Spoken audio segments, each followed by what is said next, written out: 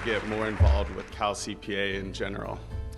And the next step was there was an Emerging Leader Certificate program. And that was great because I was able to network and grow professionally with not only my chapter, but we also had a day where I met all the other people from all the other Southern California chapters. And just meeting that and growing professionally with them, it was just an amazing experience. And I knew from that I needed to take a more proactive approach within the society as well.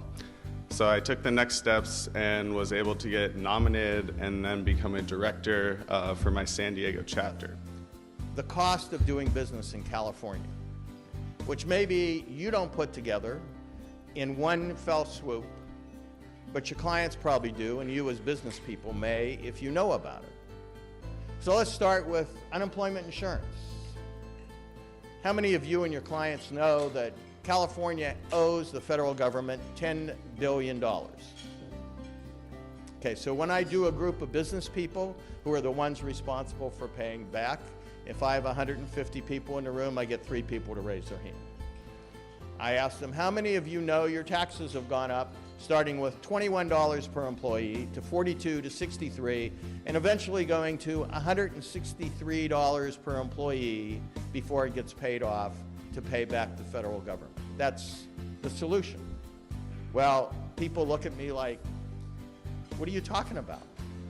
You know, somebody does their payroll and their personnel taxes, and you know, they have no idea. Until, well, I believe they're going to have some idea when it starts getting above $100 per employee, and they look at it and say, where did this money go? Because unlike when I teach one of the courses for the foundation and I'm required to talk for 400 minutes in those cases, and I do all of the talking at these public policy task force meetings, it is an extremely engaging, interactive meeting. And the people who just stood up, the members of the task force, the members of your board that have attended the meetings, and our staff have all participated.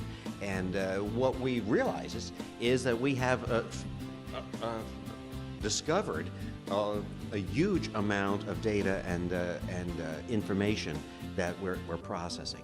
So I want to kind of put that in perspective and then take you back from other things that I've told the council before as to what we're doing. So as I mentioned, 6 months ago, if we can turn back the clock, our task force hadn't had a meeting yet. We were just formed by the board of directors of the society. We were just starting to get together.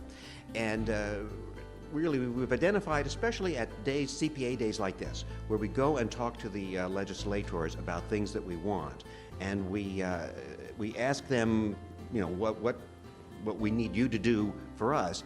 We've enjoyed when we can say what we could do for you, and certainly our financial literacy program has been the crown jewel in our program for many years, and it's a tremendous win-win in terms of utilizing our skills, the license that we have for the skill set we have, and giving back to the community.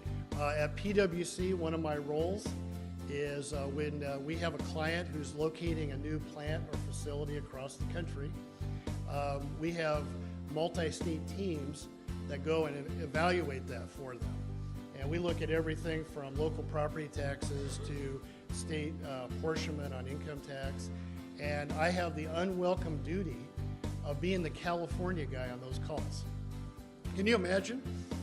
Yeah, here's why you come to California, fill in the blank. Right? And so one of the few things that I could talk about in the past was the enterprise zone, because it was quite a generous program.